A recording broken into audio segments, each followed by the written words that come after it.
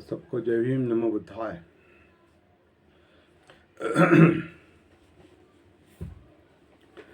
The Buddha and his Dhamma, Book 4, Part 3, Chapter, आज chapter number 2, 3, 4 या 5 भी हो सकता है। छोटे छोटे चैप्टर है, सार बड़ा है लेकिन चैप्टर छोटे छोटे हैं। और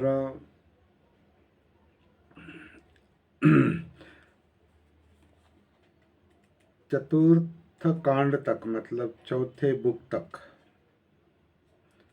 चौथा बुक के और 2-3 भाग है। तो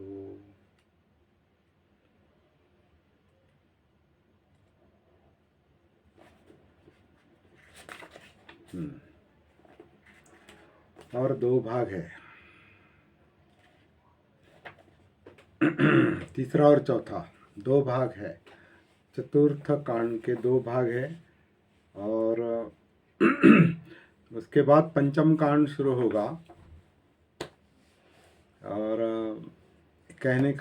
बताने का कारण ये है कि चौथे कांड तक 4 बुक्स, 4 खंड, द बुद्ध एंड हिज धम्म के 4 खंड को बाबा साहब ने करीब 330 पेजेस दिए हैं।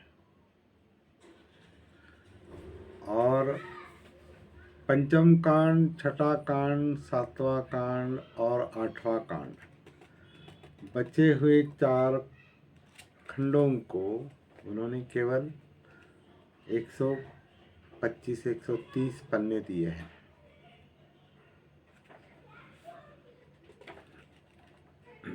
और इसमें बहुत सारा मैटर जो है वो सीधा ग्रंथों से उद्धृत किया है। अभी फिलहाल हम जो देख रहे हैं बौद्ध जीवन मार्ग, बुक 4 पार्ट 3, बौद्ध जीवन मार्ग, ये बौद्ध जीवन मार्ग का करीब करीब सारा मैटर जो है वो धम्मपद पर आधारित है। बौद्ध जीवन तीसरा भाग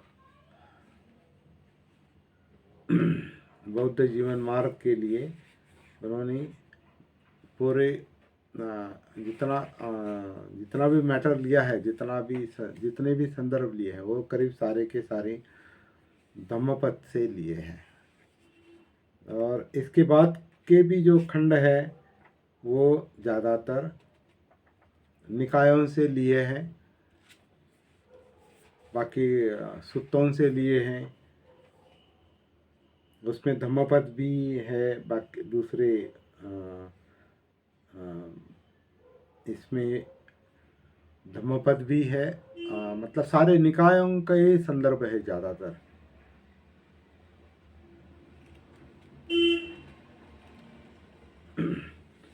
दूसरी एक बात है, 4 खंड लिखने में, 4 खंड का विस्तार करने में उन्होंने 330 पेजेस दिए हैं और बचे हुए 4 खंडों के लिए केवल 125-30 पेजेस दिए हैं। इसकी वजह क्या है? इसकी वजह सरल है। ये बाबा साहब की अंतिम कृति है।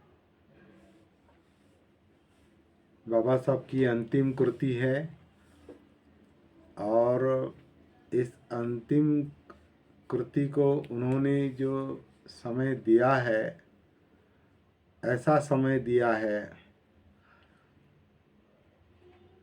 जो उनकी आरोग्य की दृष्टि से, समय की दृष्टि से और आगे धर्मांतर का काम करना था, वो भी अभी होना था। उसके पहले किताब छापनी थी। ऐसे कई सारे, वो छपी नहीं गई, उनके उनके जाने के बाद छपी, वो बाबा साहब के जाने के बाद 1 साल के बाद छपी है वो, और धर्मांतरण के 1 साल बाद। लेकिन वो तैयार करके रखना उनके लिए बहुत आवश्यक था। तबीयत साथ नहीं दे रही थी, कई सारी बीमारियां थी, घुटनों के दर्द थे, आँखों के दर्द थे, कोई बाकी बीमारियां रही होंगी, डायबिटीज जैसी, और कुछ बहुत कुछ। और दिल्ली में थे वो, और थोड़ा कार्यकर्ताओं से भी थोड़े अलग रहना पड़ा उनको, जो उनके लिए एक ऊर्जा केंद्र भी था।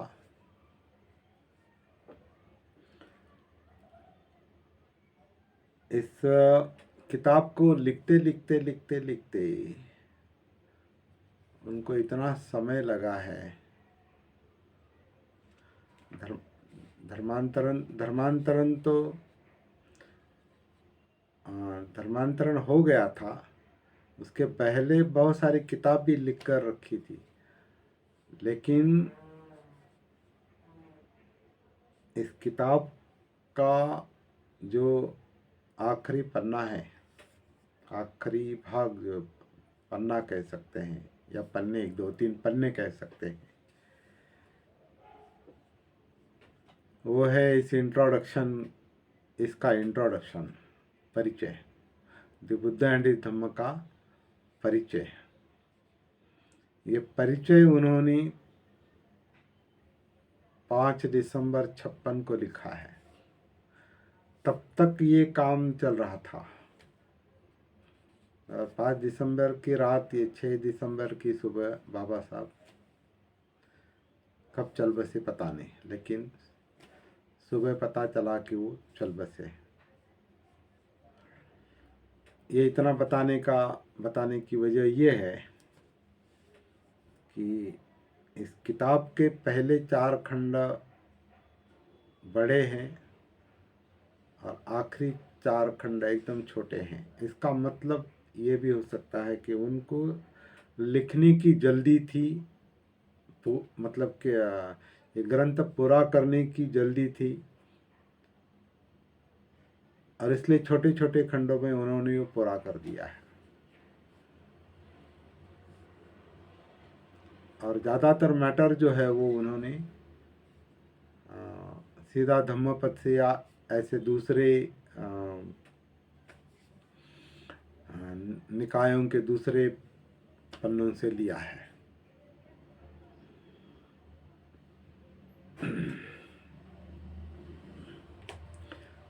अभी जो हम पढ़ रहे हैं बौद्ध जीवन मार्ग, ये भी एक साररूप विश्लेषण है। बौद्ध जीवन मार्ग में हमने एक पहला चैप्टर उसका देखा है, सब पापस करणं कुशलस्योपसंपदा सचित्त परियोदपनं एतं बुद्धान शासन, धम्मपद की गाथा है। और यही बौद्ध जीवन मार्ग है। शुभ कर्म करो, अशुभ कर्मों में सहयोग मत दो, और कोई पाप कर्म न करो, यही बौद्ध जीवन मार्ग है। ऐसा कहकर उन्होंने पहला चैप्टर लिखा है, और उसका विश्लेषण भी उन्होंने धम्मपद की दूसरी गाथाओं के आधार से ही किया है। मतलब लिखने में जल्दबाजी थी, विश्लेषण के लिए समय नहीं रहा होगा, ऐसा लगता है। इसलिए दूसरी गाथाएं ली, वहीं पर जोड़ दी। और बौद्ध जीवन मार्ग क्या है ये समझो, ये समझाने की कोशिश उन्होंने की है। कहना बहुत कुछ चाहते होंगे, लेकिन नहीं कह पाए।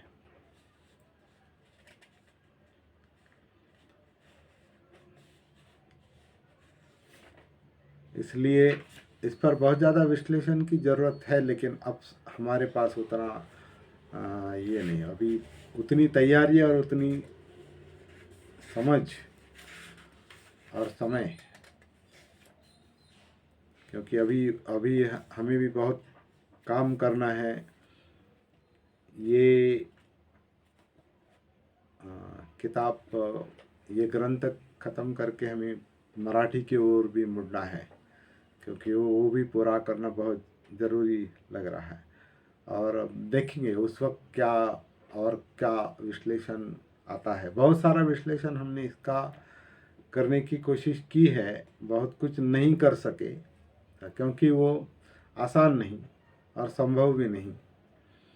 और ये अभी जो चैप्टर चल रहा है, चतुर्थ चैप्टर, चौथा खंड और आगे के, वो तो और डिफ़िकल्ट है। ये भी डिफ़िकल्ट है क्योंकि इसमें सार दिया है, धम्मपद की सीधी गाथाएं दी है, और हर गाथा एक विश्लेषण का अलग अलग विषय है। वो तत्व ज्ञान है एक तरह का, तो उसको एकत्रित करके उन्होंने यहाँ दिया है। इस पर विश्लेषण, अभ्यास करने की, अध्ययन करने की, चिंतन करने की बहुत कुछ गुंजाइश है, लेकिन उतना हम नहीं कर पाएंगे यहाँ पर। तो चलते चलते अभी देखेंगे। तो ये पहला जो है, सब पाप सकरणं कुशल उपसंपदा, शुभ कर्म करो अशुभ कर्म मत करो, और अपने चित्त को शुद्ध करो, सचित्त परियोदपन। इस पर हमने थोड़ा प्रकाश डाला है। अपने चित्त की शुद्धि, और अपनी चित्त की शुद्धि ये सती जागृति से ही संभव है, अपमाद से संभव है। इस पर हमने प्रकाश डाला था। ये भी बात थोड़ी समझने लायक है। विस्तार और सार, ये जो दो अंग है स्टडी के, एक तो सार समझ में आना चाहिए, और विस्तार, सार समझने के लिए विस्तार समझ लेना चाहिए। तो सार जो है, बुद्ध धम्म का जो सार है, जो बुद्ध का अंतिम वचन है, अपमादेन संपादित, जागृति के साथ प्रयासरत रहो। मतलब जागृति सेंट्रल पॉइंट है। मुख्य मुद्दा जो है अपमाद है, सती है, जागृति है, आत्मभान है। तभी जीवन समझ में आ सकता है, तभी ये जीवन मार्ग भी समझ में आ सकता है। बुद्ध की हर बात जागृति के प्रकाश में ही समझना संभव है, और बाबा साहब की भी बात जागृति के प्रकाश में समझना संभव है। और बाबा साहब का संदेश और बुद्ध का संदेश हमारे अवलोकन के मुताबिक एक ही है। एक है, जो एक है वो जागृति है। बाबा साहब ने भी कई बार कहा है, जागृति का अग्नि प्रज्वलित रखो, जागृतीचा अग्नि तेवत ठेवा, जागृतीचा विस्तव कधी विझू देता कामा नहीं। जैसे मराठी में जो उनके संदेश है कि जागृति का जो अग्नि है वो कभी भी बूझने नहीं देना चाहिए, जागृति का अग्नि प्रज्वलित रखो। और वही मुद्दा बुद्ध ने अपमादेन संपादित के उस संदेश के आधार से वही मुद्दा समझाया है। तो इसे समझ लेने की कोशिश करेंगे। तो जागृति के साथ ही सब कुछ अभी पढ़ने की कोशिश कर रहे हैं। जो सार है, सार को मेंटेन रख के विस्तार को पढ़ रहे हैं। तो दूसरा मुद्दा है बौद्ध जीवन मार्ग का, लोभ और तृष्णा। दूसरी बात अभी और एक चलते चलते बताएंगे कि ट्रांसलेशन पर अभी ज़्यादा हम विचार नहीं करेंगे। जो भी है, जैसा भी है, अभी उतना समय भी नहीं है कि मूल अंग्रेजी देखो और हिंदी देखो और उसमें जो क्या सही गलत उचित अनुचित ये देखने का भी समय नहीं है। जैसा भी है, जो भी है, समझ लेने की कोशिश करेंगे। और जिनको इसमें, इस विषय में रुचि है, उसके अनुसार वो अपना अपना अभ्यास करेंगे, हम भी करते रहेंगे। तो लोभ और तृष्णा, ये दूसरा चैप्टर है। लोभ और तृष्णा के वशीभूत न हो, यही बौद्ध जीवन मार्ग है, ये अगला मुद्दा है। और इसमें 15 मुद्दे हैं और करीब करीब हर मुद्दा धम्मपद से जुड़ा हुआ है, धम्मपद के एक एक गाथा से जुड़ा हुआ है। अभी हर चैप्टर में वैसा ही है आगे। तो लोभ और तृष्णा के वशीभूत न हो, यही बौद्ध जीवन मार्ग है। धन की वर्षा होने से भी आदमी के कामना की पूर्ति नहीं होती। बुद्धिमान आदमी जानता है कि कामनाओं की पूर्ति अल्प स्वाद है और दुख है। ये धम्मपद की अष्टवग्गों की गाथा है, केवल जानकारी के लिए बता रहे हैं। ये जो भंते जी ने यहाँ पर फुटनोट में दिया है वह दिव्य काम भोगों में भी आनंद नहीं मानता। वह तृष्णा के क्षय में ही रत रहता है। वह सम्यक संबुद्ध का श्रावक है। सम्यक संबुद्ध का श्रावक कौन है? जो दिव्य काम भोगों में भी आनंद नहीं मानता, तृष्णा के क्षय में भी रत रहता है, और वही सम्यक संबुद्ध का श्रावक है। धम्मपद की गाथा थी ये। लोभ से दुख पैदा होता है, लोभ से भय पैदा होता है। जो लोभ से मुक्त है उसके लिए न दुख है न भय है। तृष्णा से दुख पैदा होता है, तृष्णा से भय पैदा होता है। जो तृष्णा से मुक्त है उसके लिए न दुख है न भय है। अब ये सारी बातें जो हैं जो मन में निर्माण होती हैं, क्योंकि लोभ तृष्णा मन में निर्माण होता है, काम भोग मन में निर्माण होते हैं, कामनाएं मन में निर्माण होती है, दुख मन में निर्माण होता है, भय न मन में निर्माण होता है, और मुक्ति भी मन में ही अनुभव होती है। लेकिन ये किसके समझ में आता है? कौन ये महसूस कर सकता है?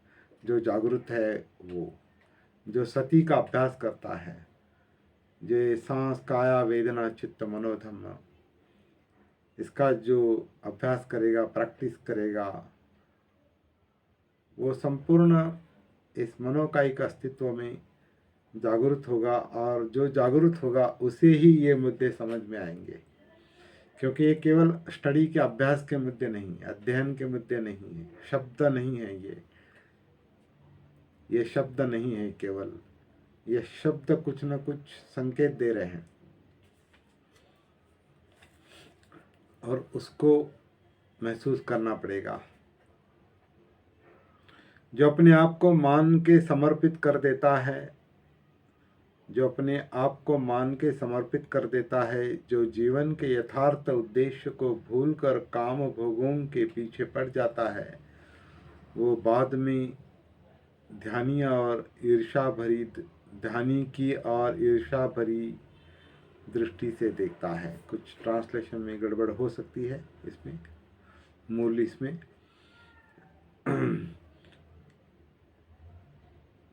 आदमी किसी भी वस्तु के प्रति आसक्त न हो। ये जीवन मार्ग का ये विश्लेषण चल रहा है। आदमी किसी भी वस्तु के प्रति आसक्त न हो। वस्तु विशेष की हानि से दुख होता है। जिन्हें न किसी से प्रेम है न घृणा है, वे बंधन मुक्त हैं।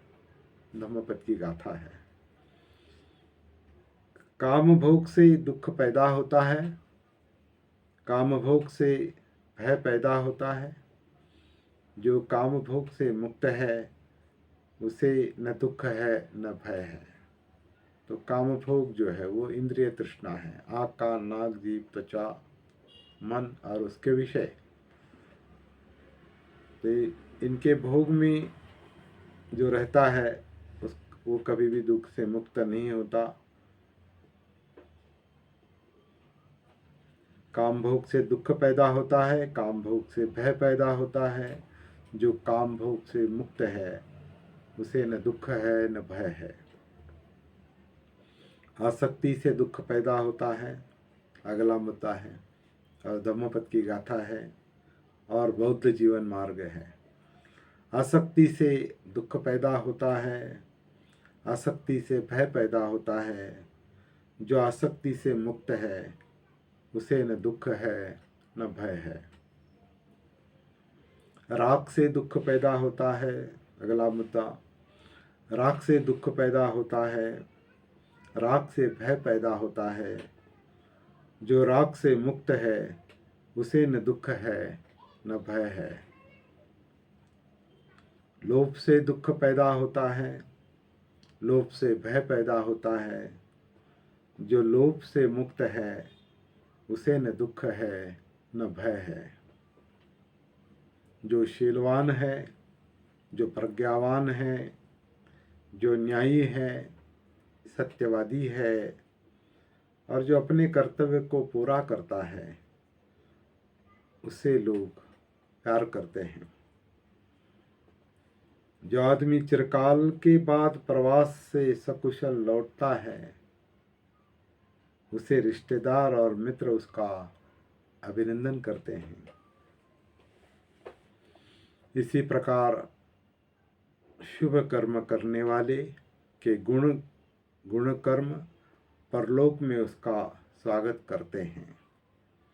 जो भी है धम्मपद की गाथा है, इसका विश्लेषण अभी हम ज़्यादा नहीं कर सकते। तो ये 15 मुद्दे हैं लोभ और तृष्णा के अंतर्गत, और बौद्ध जीवन मार्ग अगर अपनाना है तो इन बातों को जागृति के साथ, सती के साथ, अपमाद के साथ समझ लेना जरूरी है। इसी तरह से बौद्ध जीवन मार्ग का अगला चैप्टर है क्लेश और द्वेष से संबंधित। किसी को क्लेश मत दो, किसी का द्वेष मत रखो, किसी से द्वेष मत रखो। यही बौद्ध जीवन मार्ग है। क्या संसार में कोई आदमी इतना निर्दोष है कि उसे दोष दिया ही नहीं जा सकता? जैसे शिक्षित घोड़ा चाबुक की मार की अपेक्षा नहीं रखता, श्रद्धा, शील, वीर्य, समाधि, धम्म विचय मतलब सत्य की खोज, विद्या तथा आचरण की पूर्णता तथा स्मृति यानी सती यानी जागरूकता, इसी से इस महान दुख का अंत करो। ये धम्मपद की गाथा है और ये बौद्ध जीवन मार्ग है। क्षमा सबसे बड़ा तप है। खंति परमं तपोति तिखा। क्षमा सबसे बड़ा तप है। निर्वाण सबसे बड़ा सुख है। ऐसा बुद्ध कहते हैं। जो दूसरों को आघात पहुँचाए वह प्रव्रजित नहीं, जो दूसरों को पीड़ा न दे वही श्रमण है। वाणी से बुरा कर्म न बोलना, किसी को कोई कष्ट न देना, विनयपूर्वक संयत रहना, यही बुद्ध की देशना है। न जीव हिंसा करो न कराओ। अपने लिए सुख चाहने वाला जो सुख चाहने वाले प्राणियों को न कष्ट देता है और न जान से मारता है वह सुख प्राप्त करेगा। यदि एक टूटे भजन की तरह तुम निशब्द हो जाओ, जो तुमने निर्वाण प्राप्त कर लिया, तुम्हारा क्रोध से कोई संबंध नहीं। जो निर्दोष और हानिकर व्यक्तियों को कष्ट देता है वह स्वयं कष्ट भोगता है। चाहे वह अलंकृत हो तो भी यदि उसकी चर्या विषय नहीं, यदि वह शांत है, दांत है, स्थिर चित्त है, ब्रह्मचारी है, दूसरों के छिद्रान्वेषण करता नहीं फिरता, वह सचमुच एक श्रमण है, एक भिक्षु है। ये भी धम्मपद की गाथा है और बौद्ध जीवन मार्ग है। क्या कोई आदमी लज्जा के मारे ही इतना संयत रहता है कि उसे कोई कुछ न कह सके, जैसे अच्छा घोड़ा चाबुक की अपेक्षा नहीं रखता। यदि कोई आदमी किसी अहानिकर, शुद्ध और निर्दोष आदमी के विरुद्ध कुछ करता है तो उसकी बुराई आकर उसी आदमी पर पड़ती है। ठीक वैसे ही जैसे हवा के विरुद्ध फेंकी हुई धूल फेंकने वाले पर ही आकर पड़ती है। ये क्लेश और द्वेष के अंतर्गत ये 13 मुद्दे हैं और करीब करीब हर मुद्दे के लिए एक गाथा है, धम्मपद की गाथा है। बौद्ध जीवन मार्ग का अगला चैप्टर जो है वो क्रोध और शत्रुता है। क्रोध न करो, शत्रुता को भूल जाओ, अपने शत्रुओं को मैत्री से जीत लो। यही बौद्ध जीवन मार्ग है। क्रोधाग्नि शांत होनी ही चाहिए। जो यही सोचता रहता है कि उसने मुझे गाली दी, उसने मुझे मारा, उसने मुझे बुरा व्यवहार किया, उसने मुझे हरा दिया, उसने मुझे लूट लिया, उनका बैर कभी भी शांत नहीं होता। धम्मपद की प्रसिद्ध गाथा है। अकोच्छिमंग अवधिमंग अजिनिमंग अहासिमे एचतंग न उपनयन्ति वेरंग एचतंग उपनयन्ति वेरंग ते संग न सम्मति। जो ये सोचता है उसने मुझे गाली दी, उसने मेरे साथ बुरा व्यवहार किया, उसने मुझे हरा दिया, उसने मुझे लूट लिया, उनका बैर कभी भी शांत नहीं होता। और जो ऐसे विचार नहीं रखता उनका बैर शांत हो जाता है। शत्रु शत्रु की हानि करता, घृणा करने वाले की हानि करता है, लेकिन अंत में ये किसकी हानि होती है? आदमी को चाहिए कि क्रोध को अक्रोध से जीते, बुराई को भलाई से जीते, लोभी को उदारता से जीते और झूठे को सच्चाई से जीते। ये भी धम्मपद की एक गाथा है। सत्य बोले, क्रोध न करें, थोड़ा होने पर भी दे दे। अपने पास थोड़ा भी है तो उसका दान करें, थोड़ा होने पर भी दे, तो दान पारमिता बताई है। आदमी को चाहिए कि क्रोध का त्याग कर दे, मान को छोड़ दे, सब बंधनों को तोड़ दे।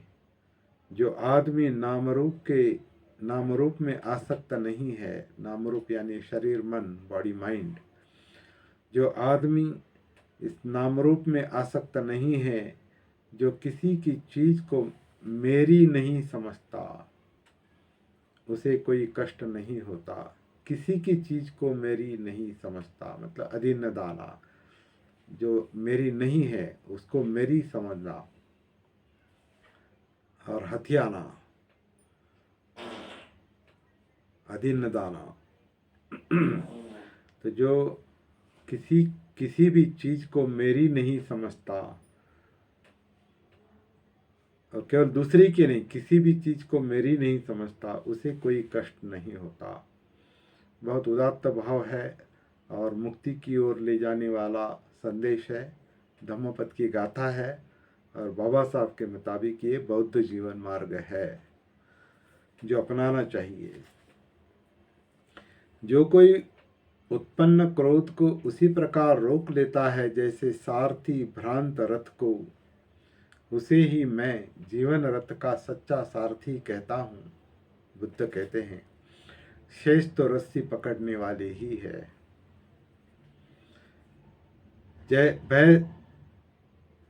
जय से वैर पैदा होता है, जिसका विजय होता है उसके लिए वैर पैदा होता है। जय से वैर पैदा होता है, पराजित आदमी दुखी रहता है। शांत आदमी जय पराजय की चिंता छोड़कर सुखपूर्वक सोता है। कामाग्नि के समान आग नहीं है, घृणा के समान दुर्भाग्य नहीं है, उपादान स्कंधों के समान दुख नहीं है, निर्वाण से बढ़कर सुख नहीं है।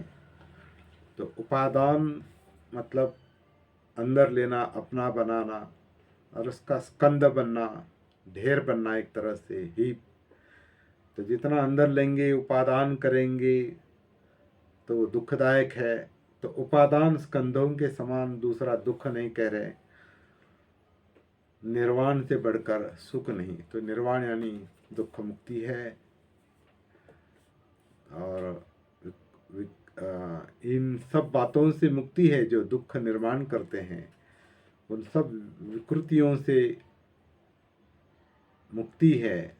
शुरू से अशुभ कर्म है, या लोभ और तृष्णा है, क्लेश है, द्वेष है, क्रोध है, शत्रुता है, ये सारे जो है ये कुछ ना कुछ उपादान करने के लिए बाध्य करते हैं, कुछ ना कुछ अपना बनाने के लिए बाध्य करते हैं, कामाग्नि के लिए बाध्य करते हैं, घृणा के लिए बाध्य करते हैं। और ये गाथा कहती है कि कामाग्नि के समान आग नहीं, अग्नि नहीं, घृणा के समान दुर्भाग्य नहीं, उपादान स्कंधों के समान दुख नहीं, निर्वाण से बढ़कर सुख नहीं। इस तरह से ये 3 चैप्टर हमने देखे हैं, दूसरा, तीसरा और चौथा।